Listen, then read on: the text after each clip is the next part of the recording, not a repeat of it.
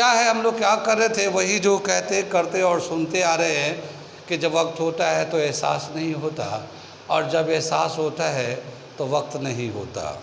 मैं साबिर अली और आप देख रहे हैं ILCC अली क्लासेस, जो अलीगढ़ बेस्ड नीट JEE की coaching class, residential coaching class कराते हैं।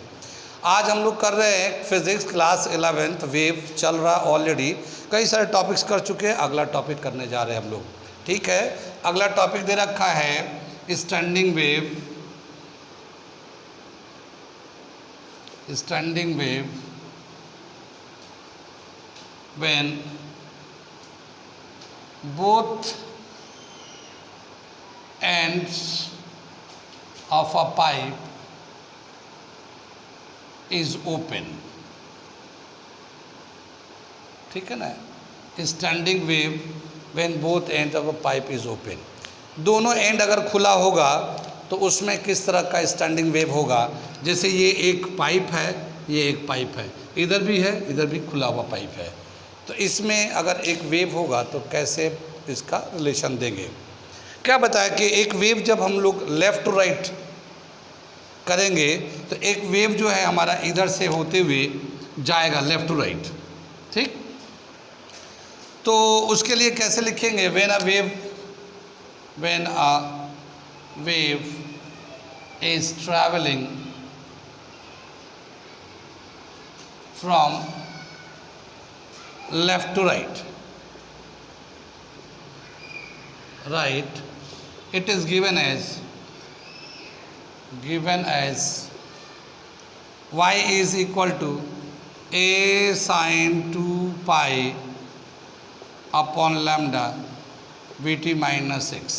ये हमारा इक्वेशन 1 हो जाएगा जब लेफ़्ट से राइट की तरफ जाता है। तो अब अगर एक वेव जब लेफ़्ट से राइट में जाएगा तो यहाँ से रिफ्लेक्ट होके आएगा, मगर यहाँ पे क्या है, एयर है, यहाँ पे एयर है, ये फिक्स एंड नहीं होगा, ये एयर ही होगा। इधर भी एयर था, इधर भी एयर है, और अगर रिफ्लेक्ट होके एयर से आएगा तो ये फ्री एंड रिफ्लेक्शन कहलाता है, free and reflection of wave. और जब free and reflection of wave होगा तो कैसे लिखेंगे, after reflection from free and the wave is given as, क्या हो जाएगा, ये y dash is equal to a sin 2 pi upon lambda VT plus x। ये दूसरा इक्वेशन हो गया।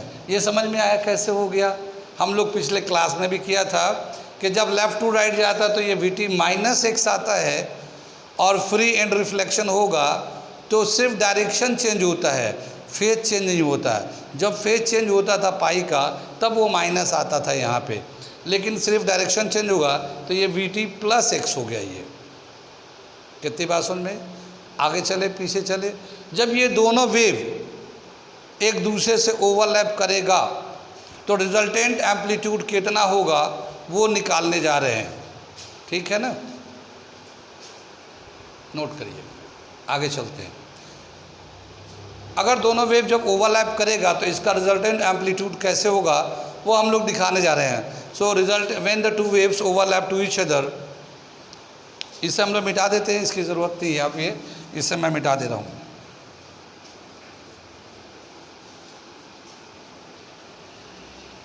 ये पूरा मैं इसको मिटा दे रहा हूँ।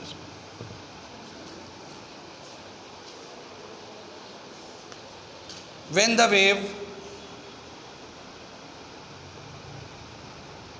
waves overlap to each other,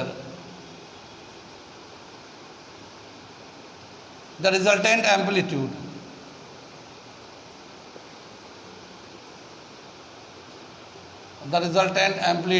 is given as y double dash is equal to y plus y dash. ये तो किया था ना हम लोगों ने, पहले भी किया था इसी तरह से। ये y का जो वैल्यू है a sin 2 pi upon lambda VT minus x, ये तो y का वैल्यू है जो लेफ़्ट टू राइट जाता है। और वाई डैश था रिफ्लेक्ट होने के बाद राइट से लेफ्ट की तरफ आता है, तो वो है A sine 2 pi upon lambda we t plus x. कितनी बात सुन में? Y double dash. कितनी बात सुन में? इनमें से क्या करेंगे, ए को तो कॉमन ले लेते हैं हम लोग ऐसे, और ये आ जाएगा sine 2 pi upon lambda we t minus x और sine 2 pi upon lambda we t plus x. ये हमारा दे रखा है। ये एक आइडेंटिटी लगाएंगे हम लोग जिस तरह से पहले लगाया था ट्रिग्नोमेट्री की आइडेंटिटी। क्या है आइडेंटिटी? वो दे रखा है साइन ए प्लस बी, साइन ए प्लस साइन बी, ठीक है ना। ये हम लोग प्लस का ले रहे हैं हम लोग। कितनी बात सुन, पहले हम लोग ने आइडेंटिटी लिया था माइनस का, ठीक है ना। अब हम लोग ले रहे हैं प्लस का, तो क्या आ जाएगा ये 2 sign A plus B upon 2 cos A minus B upon 2। पहले जो आइडेंटिटी लिया था हम लोगों ने वो पीछे वाला में साइन ए माइनस साइन बी, ये माइनस था यहाँ पे, तो उसके लिए क्या आइडेंटिटी लिखा था 2 cos A plus B upon 2 और साइन ए माइनस बी अपॉन 2, ठीक है ना। कॉस में प्लस था पहले, साइन में माइनस था, अब यहाँ पे साइन में प्लस है, कॉस में माइनस है, ठीक है ना। तो ये हो गया हमारा, वो वाला आइडेंटिटी पहले कर चुके हैं, बीच में माइनस था, यहाँ पे प्लस है, देख रहे नहीं, ये बीच में प्लस है ये, ठीक है ना। और ये यहाँ से यहाँ तक, ये पूरा यहाँ से यहाँ तक ए कंसीडर करेंगे और ये यहाँ से यहाँ तक बी कंसीडर करेंगे, और ये बीच में प्लस का साइन है ये, ठीक है ना, ये प्लस का साइन है ये, ठीक है ना। और इस आइडेंटिटी के हिसाब से जब इसको करेंगे तो जहाँ पे प्लस होता है वहाँ पे बी टी आता है, ए प्लस बी अपॉन 2 आएगा तो उसमें बी टी आता है, और जिसमें माइनस होता है वहाँ पे एक्स आता है। तो इसका जो रिज़ल्ट होगा, अगर हम लोग ए लेंगे, ए इज़ इक्वल टू कितना है हमारा 2 pi upon lambda we t minus x, ये ए की जगह पे है, और बी की जगह पे है 2 pi upon lambda we t plus x, ये बी की जगह पे है। यहाँ पे डालेंगे, ए की जगह पे ये डालेंगे, बी की जगह पे ये डालेंगे, 2 से डिवाइड करेंगे, तो ये जो x वाला टर्म है वो कैंसिल हो जाएगा, क्योंकि इसको मल्टीप्लाई करेंगे तो ये माइनस में x वाला टर्म आएगा, यहाँ प्लस में आएगा, वो कैंसिल हो जाएगा, तो अब वी टी वाला टर्म बच जाएगा, ठीक है। कुछ बात समझे, वी टी वाला टर्म बच जाएगा, एक यहाँ पे बचेगा वी टी वाला टर्म, और एक यहाँ से बचेगा 2 पाई लैम्डा वी टी यहाँ से बच जाएगा, 2 पाई लैम्डा वी टी यहाँ से बच जाएगा। कितनी बात सुन, सॉरी 2 नहीं, एक ही बार 2 है, ये एक ही बार 2 है, ठीक है ना। हाँ ठीक ठीक है, इतनी बात सुन में आ गई।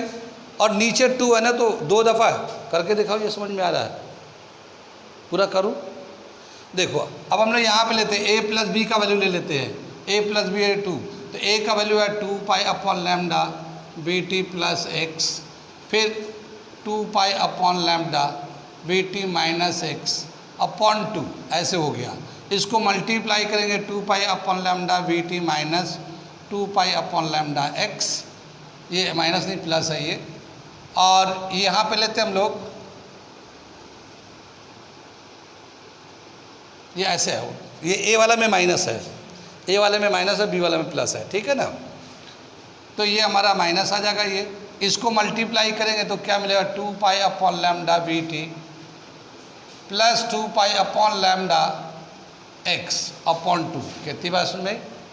और ये 2 पाई लैम्डा एक्स, ये 2 पाई लैम्डा एक्स कैंसिल हो जाएगा, यहाँ बचेगा 2 pi lambda B T, 2 pi lambda B T, यानी 2 दफ़ा यही आएंगे, तो क्या आएगा 2 into 2 pi lambda B T upon 2 बचेगा, ये 2 से 2 कैंसिल होगा, 2 पाई लैम्डा बी टी, ये वाला बी टी, ये बी टी बोल रहा था मैं, ठीक है ना, कि इसमें बी टी वाला टर्म बचेगा।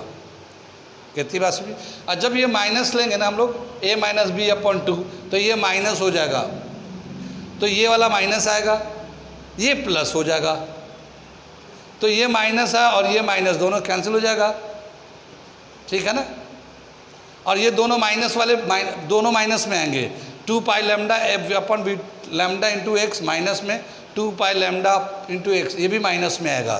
तो ये आ जाएगा a माइनस बी अपॉन 2 का जो वैल्यू आएगा -2 pi upon lambda into X, ये आ जाएगा पूरा। जब ये करेंगे तब, मैं कर नहीं रहा हूँ, डायरेक्ट लिख दिया। ये कितनी बात समझ में, ये वैल्यू आ जाएगा। ठीक है, अब हम लोग इसको इस फॉर्मूले के हिसाब से करने के बाद जो हमारा वैल्यू आता है वो यहाँ पे डालेंगे। इसका जो पूरा वैल्यू आएगा उसे डालेंगे, इसका जो वैल्यू आएगा उसे डालेंगे। कितनी बात समझ में आई? तो इसे मैं मिटा दूँ। ये रिजल्टेंट एम्पलीट्यूड में लिख रहे हैं हम लोग y double dash is equal to a, तो बाहर ही है ये वाला a, और इसको पूरा एक्सपेंड करने के बाद हमारे पास आया है 2, ये 2 sine 2 pi upon lambda we T, ये है a प्लस बी अपॉन 2 का वैल्यू डाला है, ये 2 साइन, और इसका वैल्यू आया a प्लस बी अपॉन 2, ये है 2 pi lambda into V T, ये हमने डाल दिया। और फिर ये कॉस के साथ लिखेंगे, ये कॉस जो है ये 2a माइनस बी अपॉन 2, तो इसका ये वाला वैल्यू आएगा -2 pi upon lambda into X. ये कितना समझ में आए? ये एक ट्रिग्मेटिकल आइडेंटिटी है, यूज़ कर रहे, समझ में आया तो ठीक है, नहीं समझ में आया तब भी ठीक है, इसे कुछ करना है नहीं। ये तो एक तरीका है ड्राइव करने का, तो मैं उसको करके दिखा रहा हूँ। जो फाइनल रिजल्ट मैं लिखूँगा और जब इसको न्यूमेरिकल में यूज़ करेंगे वो चीज़ आपको क्लियर होना चाहिए कि ये कैसे कैसे हो के आया हुआ है ये चीज़। ठीक है ना? तो आगे हम लोग इसको करते हैं। यहाँ तक समझ में आ गया? इसको 2 स्टेप लिखता हूँ, फिर उसके बाद आप लोग करिएगा। तो क्या हुआ, ये y डबल डैश रिजल्टेंट है। ये देखो, ये 2 ये वाला इसके साथ कर लेंगे, और ये जो x का टर्म है उसको भी यहाँ लेके आते हैं। तो क्या हो जाएगा -2a cos 2 pi upon lambda into X, और ये sine 2 pi upon lambda we T. कितनी बात सुन में? इस पूरे को एक साथ हम लोग मान लेते हैं y double dash is equal to a dash sine 2 pi upon lambda into V T. ये हम लोग का रिजल्टेंट का एम्पलीट्यूड का रिलेशन आ जाता है। कितनी बात सुन में?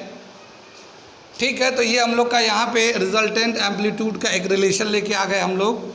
और ये a डैश जो है, ये पूरा जो है ये कितने के बराबर है, ये मैं लिख के दिखा रहा हूँ। a डैश जो एम्पलीट्यूड और रिजल्टेंट एम्पलीट्यूड, ठीक, हियर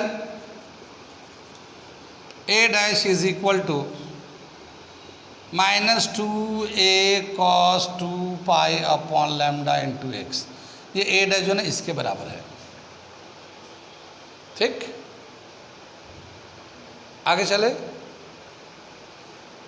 अब ये हम लोगों ने डायग्राम बनाया था, याद होगा कि इस तरह से ओपन पाइप है, तो जब भी कभी एक वेव जाएगा इसमें, कैसे जाएगा, तो ये एक वेव जब जाएगा ना तो ऐसे जाएगा इधर से। ठीक है, एक वेव जो जाएगा, जैसे ये वेव जाता है ना, ट्रांसवर्सल वेव है, तो ऐसे जा रहा होगा, ये ऐसे जाएगा ट्रांसवर्सल वेव। तो ये वेव जो है ना ऐसे जाएगा, और इस एयर से रिफ्लेक्ट होने के बाद ये ऐसे वापस यहाँ से ऐसे आ जाएगा। ये एयर से यानी फ्री एंड से रिफ्लेक्ट हुआ है। कितनी बात सुन में? तो जब ये जाएगा इधर से और ये रिफ्लेक्ट होकर ऐसे आएगा, तो इसका डायग्राम कुछ इस तरह से बनेगा। यहाँ पे नोड है और ये हमारा एंटी नोड है, ये नोड है। ठीक है, कितनी बात सुन में? आगे चले। लेकिन इसके एंड पे अगर हम लोग x यहाँ से 0 लेके और ये लेंथ ऑफ द पाइप लेते हैं l, x is equal to l के बराबर है, यानी यहाँ से शुरू किया तो ये पाइप का जो लेंथ है, तो यहाँ पे x 0 ले लिया, और यहाँ से यहाँ गए दूसरे एंड पे, तो x is equal to length के बराबर कर लिया, लेंथ ऑफ द पाइप के बराबर कर लिया। लेकिन यहाँ पे जो एम्पलीट्यूड है वो मैक्सिमम है, और यहाँ पे भी एम्पलीट्यूड मैक्सिमम है, यानी दोनों एंड पे एम्पलीट्यूड मैक्सिमम है। जबकि एक हम लोगों ने फिक्स एंड वाला किया था, फिक्स एंड वाला, तो उसमें हम लोगों ने ऐसे कराया था, ऐसे, और रिफ्लेक्ट होकर ऐसे आ रहा था ये। तो इसमें दोनों एंड जो ना फिक्स था, तो दोनों एंड फिक्स होने की वजह से दोनों का एंड पे एम्पलीट्यूड मिनिमम था, 0 था। यहाँ पे मैक्सिमम है। अब हम लोग इस वाले कंडीशन को लेके चलते हैं। इसमें एक्स है ना, ये एक्स है, यानी कहाँ पे एम्पलीट्यूड कितना है, इसके लिए ये यूज करते हैं, कंपेयर करते हैं। ठीक है, नाउ इसको देखते हैं हम लोग। Now when x is equal to 0, x is equal to 0, a is maximum, amplitude is maximum. बात समझ में आ रही ना? यहाँ पे भी मैक्सिमम है, उधर भी मैक्सिमम है। When x is equal to l, a is also maximum, यानी एम्पलीट्यूड यहाँ पे भी मैक्सिमम है। यहाँ x लिया, यहाँ पे भी मैक्सिमम आ रहा है, यहाँ लेंगे तब भी मैक्सिमम आ रहा है। कितनी बात सुन में? आगे चले।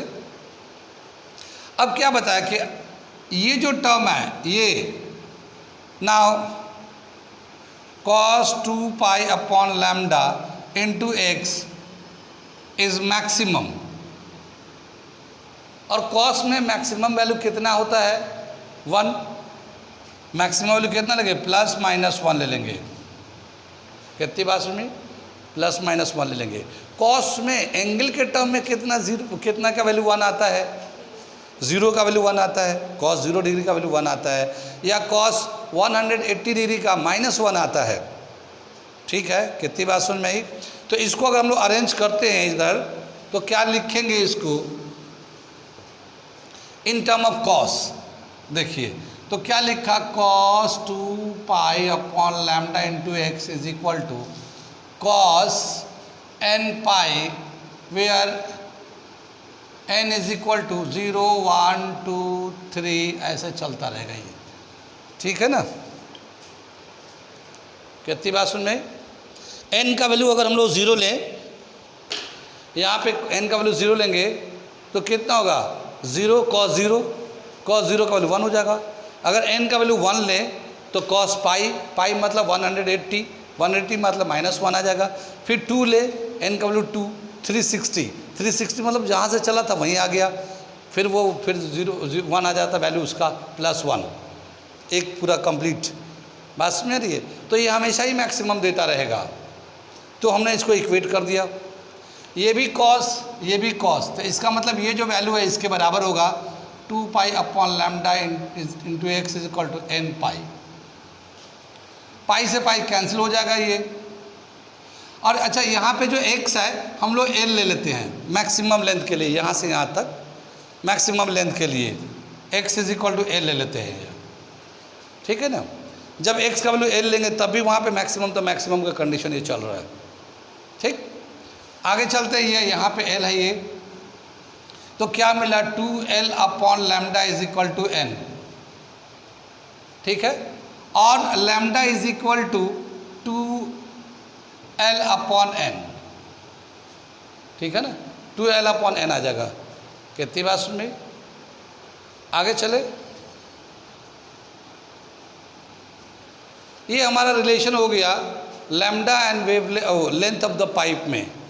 ये है लैम्डा, लैम्डा मतलब वेव लेंथ कितना है उस जो वेव यूज़ कर रहे हैं, और length of the pipe L कितना है। इन दोनों में आपस में ये रिलेशन हम लोग मेन जो यही करते हैं, जब भी कभी स्टैंडिंग में बनाते हैं तो एक वेव जाता है आता है, उनको सारे को एम्पलीट्यूड को इक्वेट करके निकाल के फिर हम लोग ये निकालते हैं कि लैम्डा वेवलेंथ जो यूज़ कर रहे हैं वो, और जो लेंथ ऑफ द पाइप है वो, उन दोनों में कितने क्या रिलेशन है। ठीक है, इसे मैं मिटाता हूँ, इसको आगे का मोड ऑफ वाइब्रेशन बताता हूँ। ओपन पाइप में मोड ऑफ वाइब्रेशन, ये तो स्टैंडिंग वेव का रिलेशन हो गया। अब मोड ऑफ वाइब्रेशन निकालते हैं।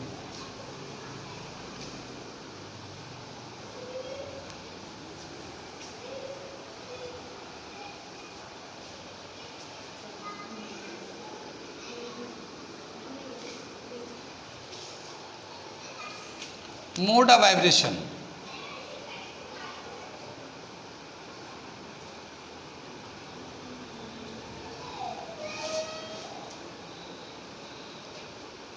When n is equal to 1, इसको बोलते हैं हम लोग first mode of vibration. First mode of vibration.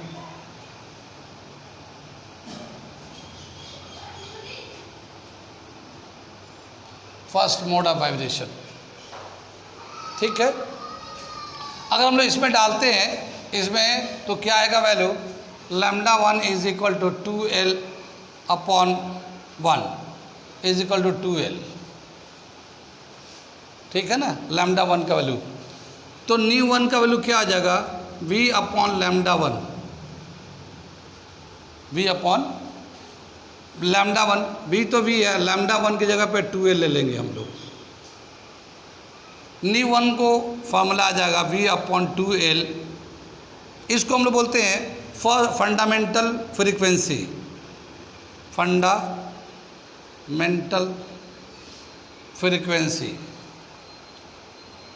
ठीक है ना, या फिर इसको कहते हैं pitch of the vibration, pitch of the vibration, इसको ये भी कहते हैं, इसको बोलते हैं फर्स्ट हार्मोनिक, फर्स्ट हार्मोनिक,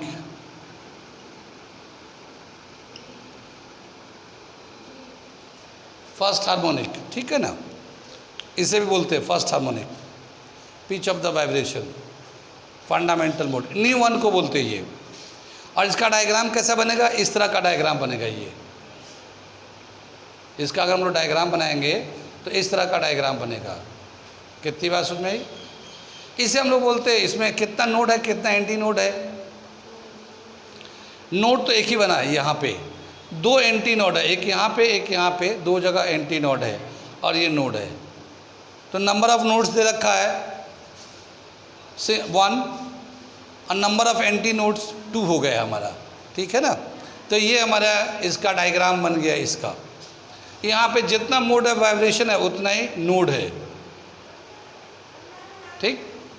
और ये जो मेन जो फॉर्मूला है फंडामेंटल फ्रीक्वेंसी का वो ये है V अपॉन 2L। याद है आपको, जब हम लोग बोथ एंड फिक्स था, जब बोथ एंड फिक्स था इस तरह का था, तो उसमें भी फर्स्ट मोड ऑफ वाइब्रेशन निकाले थे ऐसे, तो उसमें न्यू 1 जो था V अपॉन 2L ही था। चेक करिएगा, V अपॉन 2L ही है। तो बिल्कुल वो और ये सेम आया, सेम आया है। सिर्फ क्या फ़र्क पड़ा है कि यहाँ पे नोड है, यहाँ पे नोड है, 2 नोड है और एक एंटी नोड है, जबकि यहाँ पे एक नोड है, 2 एंटी नोड है। खाली नोड और एंटी नोड में फ़र्क पड़ा है, लेकिन फ्रीक्वेंसी फंडामेंटल फ्रीक्वेंसी का सेम रिलेशन यहाँ पे भी और यहाँ पे भी, दोनों सेम है। कितनी बात समझ में आती है? और जब एक एंड ओपन, जैसे हम लोगों ने कल किया था, कल वाला क्या था कि एक एंड ओपन था और एक एंड क्लोज था, तो ऐसा वेव गया था और ऐसे रिफ्लेक्ट होके आया था ये। इसके लिए जो फंडामेंटल फ्रीक्वेंसी था न्यू 1 V अपॉन 4L था ये। चेक करेंगे, रिवीजन करेंगे, कर रहे हैं आप लोग रिवीजन। अरे ये आप कैसे करेंगे, तो मैं करूँगा ना, ये तो मेरी ड्यूटी है, ठीक है ना। क्या समझ में आया कि एक एंड क्लोज एक एंड ओपन है, तो यहाँ पे 4L है, बाकी दोनों एंड फिक्स हो तब भी या दोनों एंड ओपन हो तब भी, दोनों में ये fundamental frequency V upon 2L है। तो ये याद रखना बहुत ही आसान है, दोनों and fix V upon 2L, दोनों and open V upon 2L, और एक एंड फिक्स एक and open V upon 4L fundamental frequency. और इसी के रेस्पेक्ट में हम लोग दूसरे मोड ऑफ वाइब्रेशन निकालते हैं। अब देखते हैं, जैसे ये तो n का वैल्यू 1 लिया था, अब n का वैल्यू 2 लेते हैं, n का वैल्यू 2 लेते हैं और सेकेंड मोड ऑफ वाइब्रेशन देखते हैं। इसे मिटा रहे हम लोग। When n is equal to 2, second mode of vibration,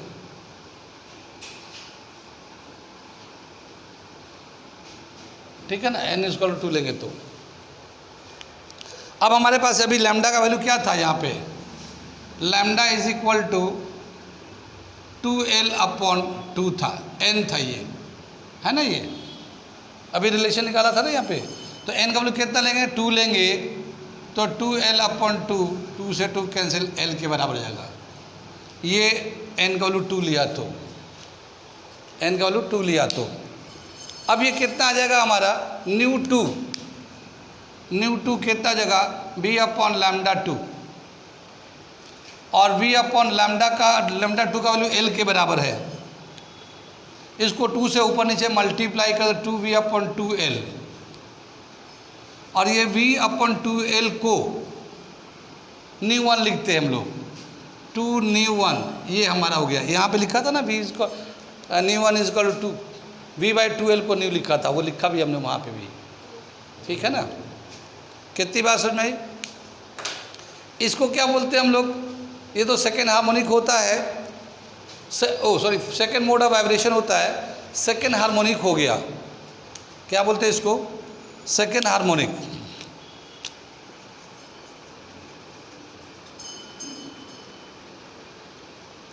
second harmonic हो गया ये। और n का वैल्यू 1 से जब ज़्यादा होता है, n से ज़्यादा होता है तो उसको n-1 ओवरटोन कहलाता है, n-1 ओवरटोन, ठीक है। अब जैसे ये n- या तो n का वैल्यू 2 है, n का वैल्यू तो 2 में से 1 माइनस को तो 1 आएगा, तो इसको हम लोग बोलते हैं फर्स्ट ओवरटोन, फर्स्ट ओवरटोन। कितनी बात सुन रहे? First overtone. Second mode of vibration है, सेकेंड हार्मोनिक है, फर्स्ट ओवरटोन है। कहते हैं ये तीन ही चीज़ें बताना होता है, कौन सा मोड ऑफ वाइब्रेशन है, कौन सा हार्मोनिक है।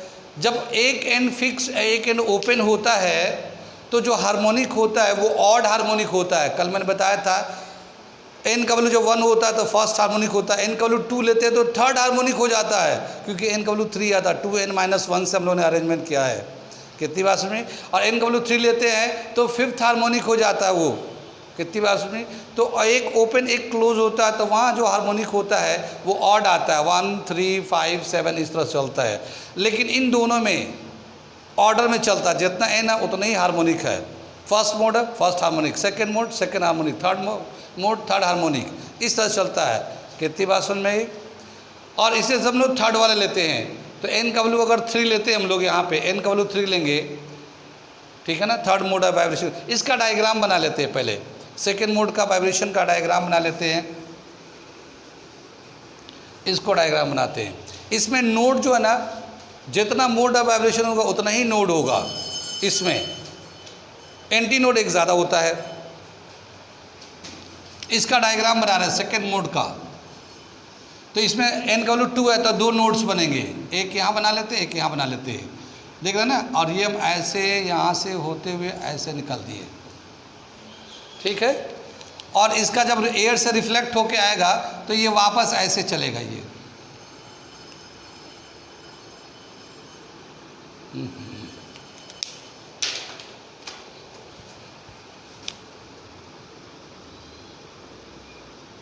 ऐसे चलेगा ये, ठीक है ना।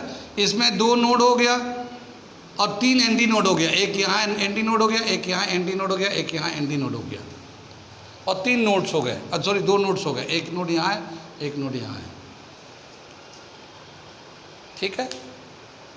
तो नोड जो है ना एन के साथ चल रहा है, एंटी नोड n+1 चल रहा है।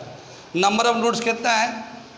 नंबर ऑफ नोड n के बराबर है number of anti node n+1 के बराबर है। कितनी बात सुन में? एक और कर देता हूँ, इसके बाद इसको जनरलाइज कर दे, ये टॉपिक कंप्लीट, ठीक है। ठीक है, तो ये n का वैल्यू 2 था, सेकेंड मोड ऑफ वाइब्रेशन था। अगर n का वैल्यू 3 लेते हैं तो थर्ड मोड ऑफ वाइब्रेशन देखते हैं, और इसका रिलेशन निकाल के आगे देखते हैं क्या। थर्ड मोड ऑफ वाइब्रेशन,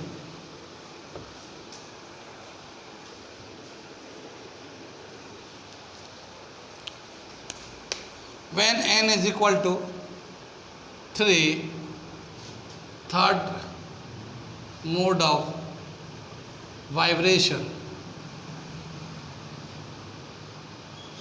ठीक है ना। क्या जगह lambda 3 is equal to 2l upon n, और लैम्डा 3 ले लेंगे तो 2l/3 ये आ जाएगा हमारा लैम्डा 3 का। न्यू 3 का क्या वैल्यू हो जाएगा, v/λ3 v लैम्डा 3 2l/3। ये 3 ऊपर चला जाएगा 3v/2l, और इसको हम लोग लिख सकते हैं 3 न्यू 1, ठीक है ना। तो थर्ड हार्मोनिक हो गया। सेकेंड ओवरटोन n-1 ओवरटोन होता है, तो n3 है, तो 3 में से 1 - 2, तो सेकेंड ओवरटोन कहलाएगा ये, ठीक। तो क्या लिखेंगे इसको, ये आया हमारा थर्ड हार्मोनिक